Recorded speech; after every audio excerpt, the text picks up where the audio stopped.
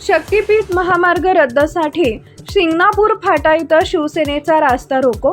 शक्तीपीठ महामार्ग रद्द करण्याच्या मागणीसाठी शिवसेना उद्धव बाळासाहेब ठाकरे पक्षाच्या वतीनं सोमवारी शिंगणापूर फाटा इथं रास्ता रोको आंदोलन करण्यात आले। या आंदोलनाचं नेतृत्व खासदार संजय जाधव यांनी केले।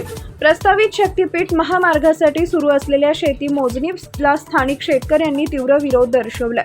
शेत जमिनींचं नुकसान होणार असल्याचा आरोप करत शेतकऱ्यांनी सरकार विरोधात घोषणाबाजी केली।